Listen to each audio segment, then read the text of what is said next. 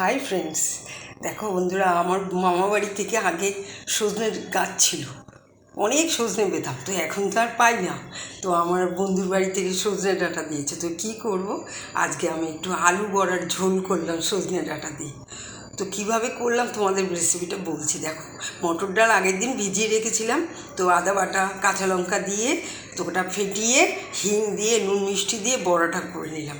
পরে তেলে পাঁচফোড়ন সম্বার দিয়ে হিং দিয়ে তারপরে আলু সজনে ডাঁটা সব একদম কষিয়ে নুন হলুদ, তারপরে তোমার কাঁচা লঙ্কা, শুকনো লঙ্কার গুঁড়ো, জিরের গুঁড়ো, ধনের গুঁড়ো, একটু সর্ষে বাটা দিয়েছি, দিয়ে তারপরে কষিয়ে দিয়ে লাস্টে তোমার বড়াটা দিয়ে একটু নুন মিষ্টি ঘি দিয়ে নামিয়েছি। একটু ভাজা মশলা দিয়ে দিয়েছি।